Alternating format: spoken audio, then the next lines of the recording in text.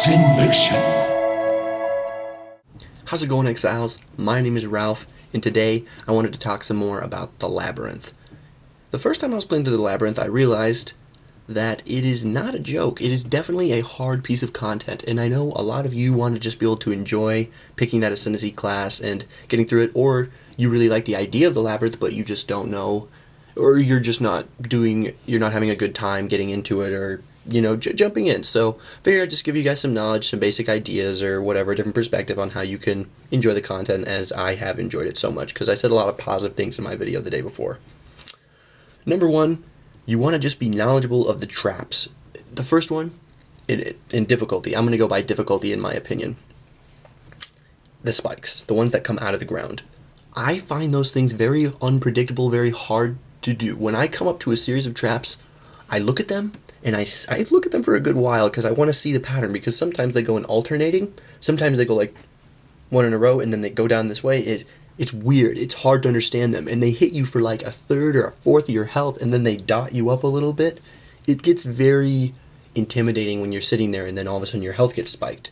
And this is important, this is relative information, because whether you're playing hardcore or standard or anything, you need to get your Ascendancy classes, you want to enchant your gloves or whatever, and when you die, you lose the run. So this is relative to anyone. So the spike trap is difficult. It's very difficult when it's combined also with the poison dart traps, which I think are the second most difficult, because those slow you and they just do this additive damage, and they can really get you in this. If they slow you, and then it's harder to get by the next trap if it's combined with other ones.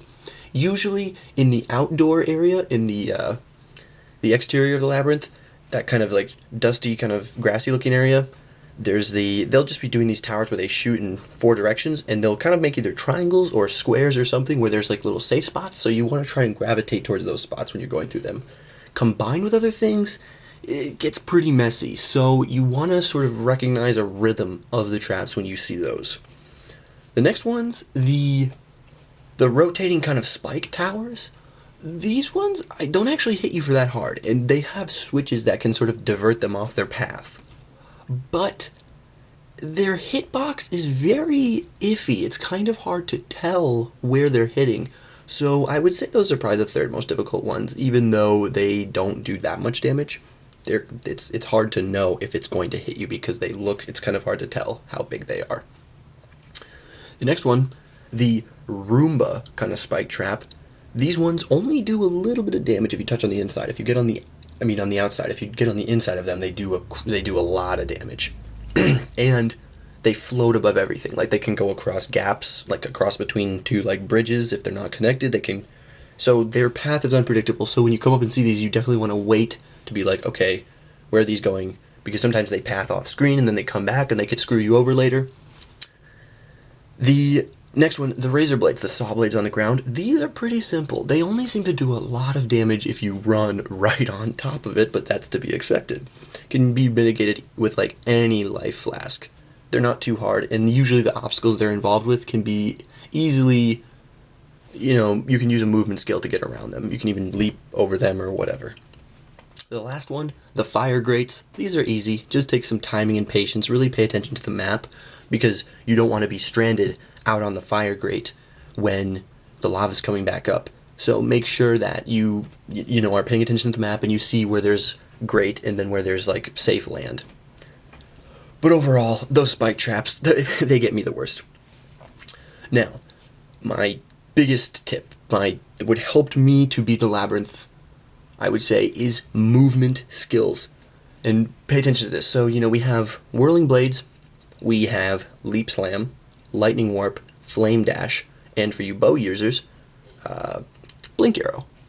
I would not recommend Flame Dash and Whirling Blades. Whirling Blades can't travel across heights, across multiple levels, and there's a lot of that in the Labyrinth. There's a lot of jumping from a bridge. I skipped a whole series of traps by just jumping across a gap. It was awesome. You can't do that with Whirling Blades. Whirling Blades meta is over within the Labyrinth. Flame Dash has a cooldown, which can be very limiting. If you're in a very dangerous situation, you can't deal with a cooldown. You need to be able to go right then, right there. Lightning Warp is good, but I would link it. It's rough because without the duration, without less duration, It's kind of painful, and sometimes you can't wait for it to go off. So it's better than Flame Dash in my opinion, but faster casting, less duration, try to get that as soon as possible. It's really good in a slower trap kind of situation, but when the traps are going really fast, it's not always the best.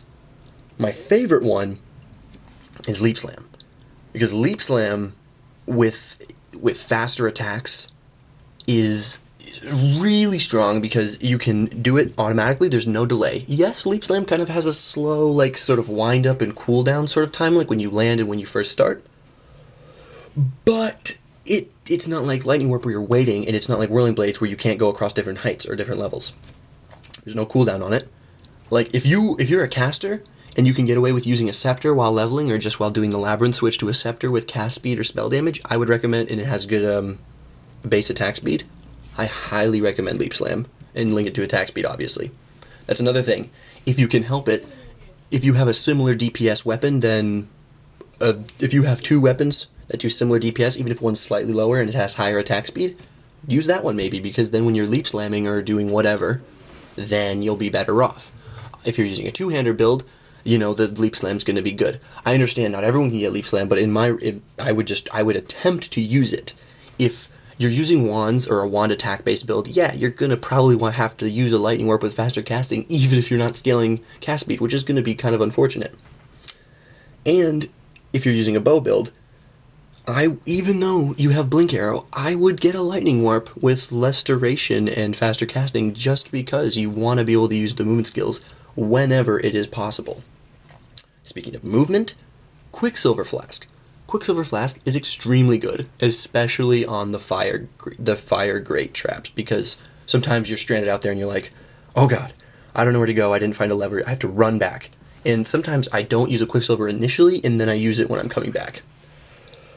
And just for running through traps in general, when you freak out, it's good to have the Quicksilver. Also, the Onslaught Flask, that gives you 20% increased attack speed and movement speed, attack speed and cast speed also. So then when you're using your movement skills and running, you'll be faster in both those ways. And I would recommend crafting Reduced Charge Use, because then you can get 2 uses per flask. So that'll help you a lot. So yeah, I know the Silver Flask isn't that easy to come by. I mean, I don't think it is. I think a Quicksilver is much easier to get. But yeah, it helped me a lot. The Silver Flask definitely helped me a lot. It was really useful. Also, Life Flasks, definitely consider bubbling. I would say bubbling is my favorite, even more so than the instant, because that sort of instant then life regen after effect, like, you're not going to get one shot by a trap, hopefully. So you get that after degen to kind of help you recover. So I recommend the bubbling. And if you don't have enough alterations or enough transmutes to roll bubbling flasks, then just go farm some rares or go farm something somewhere. I mean, go get currency, you can roll them, there's no rush, the Labyrinth isn't going anywhere. And that's my other thing. Over level if you need to. Because, yeah, I mean, the traps do percent base damage, so you can say, oh, why would I over level? But you get more utility as you get a higher level, more built up character, and you're going to get more attack speed or cast speed for your movement on your tree, on your talent tree, and when you come back to the Labyrinth on normal mode with those 30% movement speed boots, it's going to make a huge difference. Another point, the mobs, the enemies, use them as a resource. If you see a pack of mobs or a strong box that you can get away with not killing, maybe don't kill them, because you could come back and get flask charges if you need. As far as another utility skill goes, this one's kind of unexpected, and I haven't used it myself, but I thought of it, and I figured it'd be a pretty good addition. Sometimes in the middle of the traps, there will be these little rectangular nooks, these sort of safe zones where you can sort of sit and watch. And if you're running out of flasks, running out of life flasks, and you're really stressed, you don't want the run to end, and you're like, oh god, what do I do? Rejuvenation Totem. If you're kind of lacking in life regen, a Rejuvenation Totem gives some flat regen. In normal mode, in normal Labyrinth, it'll definitely be helpful. And I know you guys really want to get those Ascendancy classes, and maybe you don't even like the idea of the Labyrinth, so you just kind of want to get through it. So that's just these sort of tips, these ideas to help you out.